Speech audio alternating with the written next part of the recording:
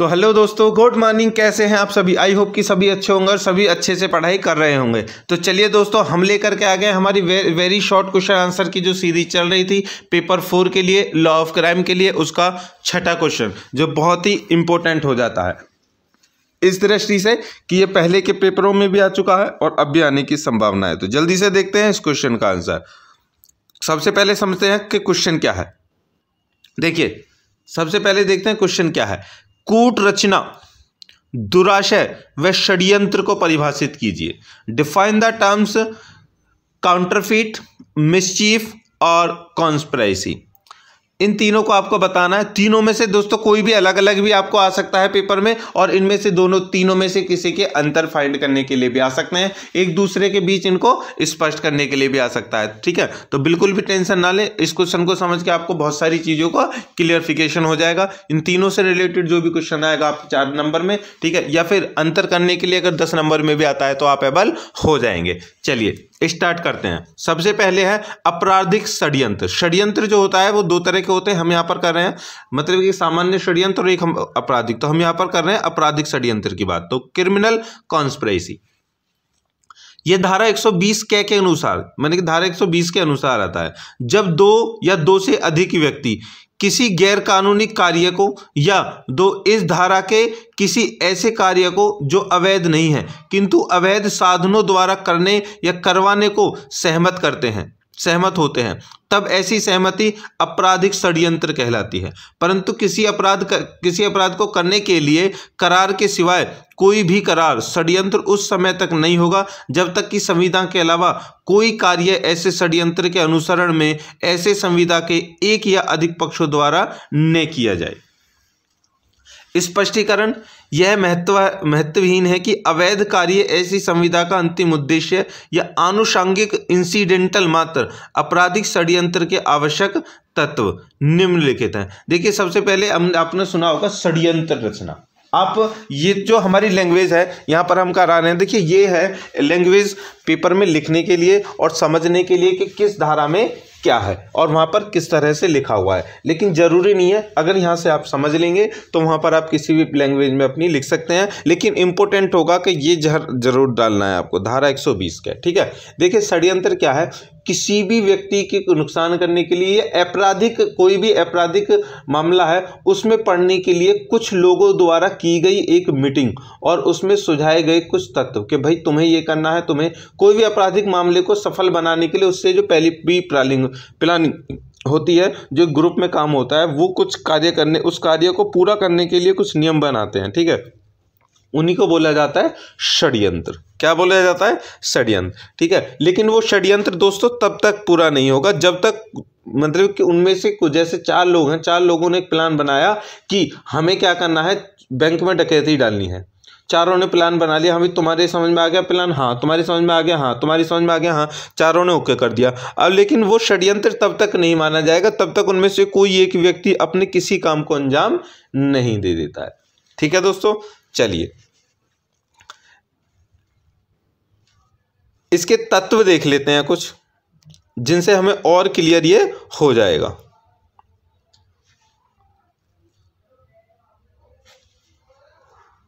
देखिए, 2 या 2 से अधिक व्यक्तियों द्वारा समझौता होना चाहिए। मतलब कि ये करने के लिए जो समझौता है, ठीक है, इसमें कम से कम 2 व्यक्ति होने चाहिए। समझौता किसी गैर कानूनी कार्य को करने या किसी कानूनी कार्यों को गैर कानूनी संसाधनों से करने के विषय में होना चाहिए। मतलब कोई कार्य हो जो गैर कानूनी हो या फिर कोई सही कार्य हो लेकिन गैर कानूनी तरीके से अगर करने के लिए भी अगर प्लानिंग की जाए तो उसी को बोलेंगे हम क्या? प्लानिंग भी तो षड्यंत्री है। ठीक है, उदाहरण Bhanwar Singh versus state of Rajasthan AIR 1967 SC 709 में यह निर्णय दिया गया था कि धारा 120 के अधीन किए गए आपराधिक षड्यंत्र के अपराध में सहमति या समझौता, संविदा या संधि ही अपराध का मूल तत्व होते हैं।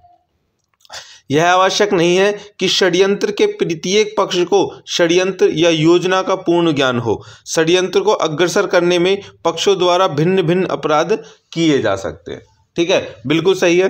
देखिए समझते हैं, एक एग्जाम्पल के मैं भी देता हूँ। 1 2 3 4 5 ये व्यक्ति हैं और इन्होंने प्लान बनाया है किसी मर्डर करने का।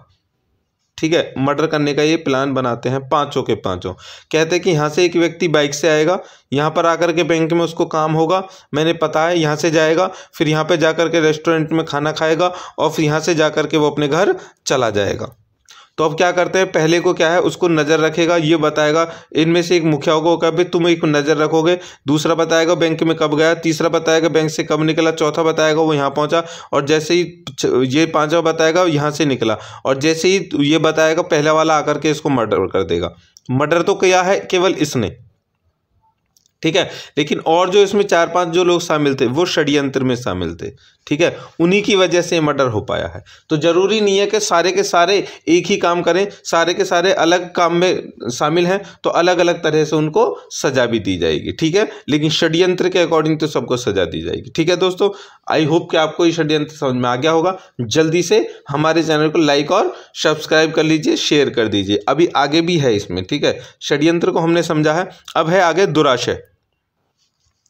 क्या है? दुराशय। देखिए दुराशय किसे कहते हैं? दुराशय, आशय इंटेंशन, आशय को इंग्लिश में कहते हैं इंटेंशन, और इंटेंशन मतलब खराब इंटेंशन।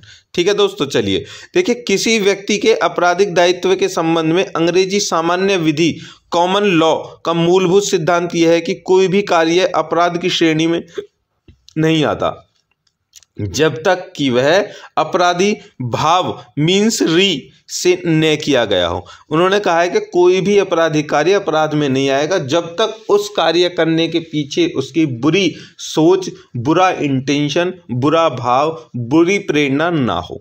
ठीक है, इस सिद्धांत का आधारभूत सूत्र एक्टस नॉन फेसिट रियम नीसी मीन्स सिटरी है। ये एक नियम है, रूल है। ठीक है। इस सूत्र का अर्थ यह है कि केवल कार्य मेयर एक्ट दंडनीय नहीं है तथा केवल अपराधी विचार मीन्स री दंडनीय नहीं है, बल्कि कार्य और दुराशय दोनों मिलकर दंडनीय अपराध की रचना करते हैं। Act and intent both constitute the guilt. मतलब कि एक्ट अकेले हो अकेला, ठीक है, तो वो भी अपराध नहीं है, इंटेंट अकेली हो तो भी अपराध नहीं है, लेकिन जब वो दोनों मिल जाते हैं तभी अपराध होता है। अतः यदि किसी व्यक्ति को अपराधी ठहराना है तो यह दिखाना आवश्यक है कि उसने अमुक कार्य, जो गलत कार्य किया है, किस दुराशय के साथ किया है। अतः दोष सिद्धि के लिए निम्नलिखित 2 तत्वों का होना आवश्यक है।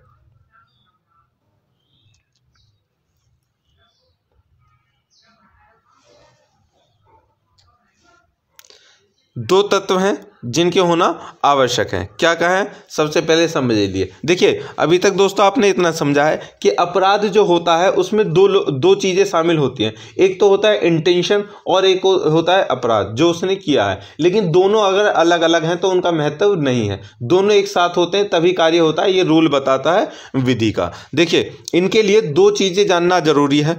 दोषपूर्ण कार्य, जस्टिस ब्रायस ने कार्य की ओर संकेत करते हुए कहा है कि किसी भी व्यक्ति के विचारों पर मुकदमा नहीं चलाया जा सकता, क्योंकि मनुष्य के मन की बात को शैतान डेविल भी नहीं जान सकता।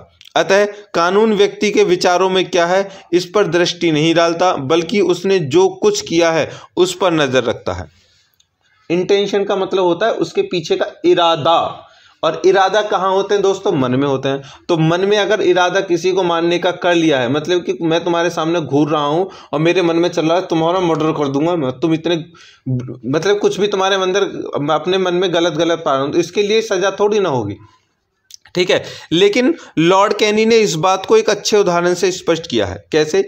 एक व्यक्ति क्लब के स्टैंड से छाता चुराने के विचार से एक छाता उठाता है, लेकिन ये छाता उसी का निकलता है। ऐसी स्थिति में उस पर आपराधिक दायित्व नहीं लादा जा सकता। हालांकि इस इच्छा छाता चुराने की थी। इसका कारण यह है कि यह केवल चोरी करने हेतु एक अपराधी विचार ही था, जो कार्य के रूप में परिणित न हो सकने के कारण बाह्य कार्य ओवर एक्ट की श्रेणी में नहीं आता। अतः उसने चोरी का अपराध नहीं किया। इट मीन्स के तुम मंदिर पे गए और तुमने सोचा यार मेरे तो चप्पल बेकार होनी है, आज दूसरे की चप्पल पहन के जाऊंगा पक्का, और आप भीड़ में चलते चलते तुमने नीचे देखा नहीं और देखा कि लोग नहीं देख रहे हैं और जल्दी से कोई भी चप्पल पहन के वहां से निकल ली। बाद में तुम खुश होगा बेटा चोरी कर ली, बाद में देखा तुम्हारी चप्पल थी, अरे हट यार क्या। तो इसमें कह सकते हैं इरादा तो था, इंटेंशन थी, लेकिन काम नहीं हो पाया, तो यहाँ पर अपराध नहीं है। अब दूसरी कंडीशन में बोला गया है कि अपराधी मीन्स री, आपराधिक दायित्व के निर्धारण के लिए दूसरा आवश्यक तत्व दुराशय। दुराशय कोई कार्य न कि विचार उस समय तक अपराध नहीं माना जाता जब तक कि कर्ता द्वारा आशय से प्रेरित होकर न किया गया हो। दूसरे शब्दों में किसी कार्य को करते समय यदि कर्ता का विचार तथा आशय शुद्ध है तो वह अपराध की श्रेणी में नहीं आ सकता। ठीक है दोस्तों, उदाहरण के साथ में समझ लेते हैं। बहुत ही अच्छा फैक्ट यहाँ पर आप लोगों को पता चल रहा है लाइफ के लिए भी। देखिए, यदि एम शिकार हेतु जंगल में जाकर किसी जानवर को मारने के धोखे में किसी व्यक्ति को जान से मार देता है तो ऐसी स्थिति में वह हत्या का दोषी नहीं होगा, क्योंकि मारते समय उसका आशय किसी व्यक्ति की हत्या करने का न था बल्कि जानवर का शिकार करना था। ठीक है, मतलब इंटेंशन नहीं थी लेकिन उससे कांड हो गया।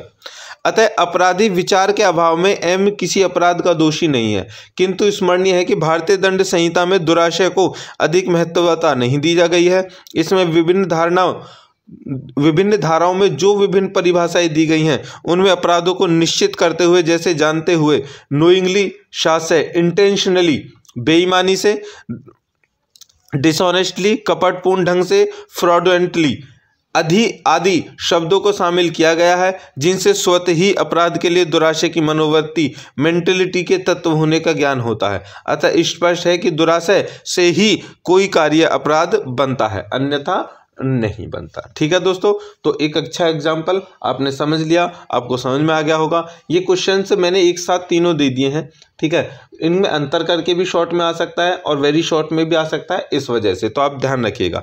चलिए आगे चलते हैं। आगे इसमें तीसरा पॉइंट रहेगा कूटकरण। देखिए, कूटकरण क्या है, ये धारा 28 में आता है।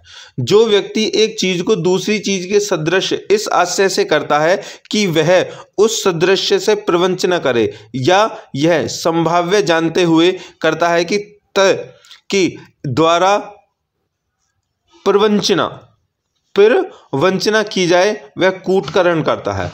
यह कहा जाता है कि, स्पष्टीकरण से समझते हैं, कूटकरण के लिए यह आवश्यक नहीं है कि नकल ठीक वैसी ही हो।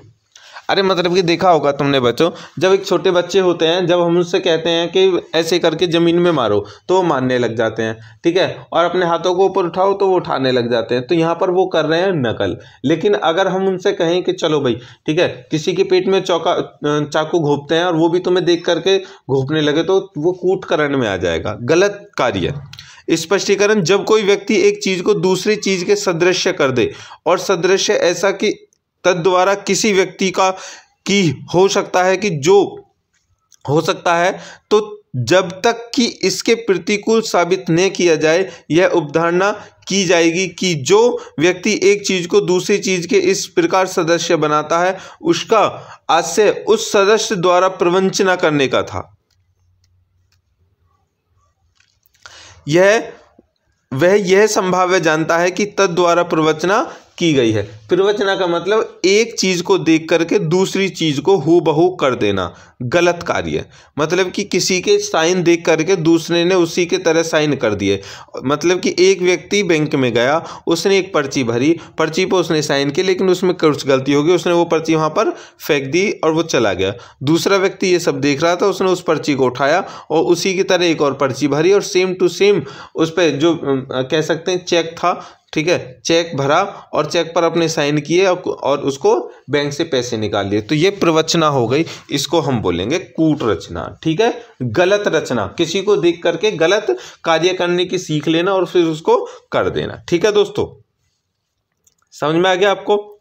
चलिए, तो ये थे हमारे तीनों के तीनों क्वेश्चन जो एक में हमने दिए हैं। अब इसमें अंतर आएगा तो एक दूसरे के अपोजिट में आप रख के इनको कर सकते हैं। ठीक है, अदरवाइज अब वीडियो को कर दीजिए लाइक और हमारे चैनल को कर दीजिए सब्सक्राइब। मिलते हैं नेक्स्ट क्वेश्चन के साथ, तब तक के बाय बाय।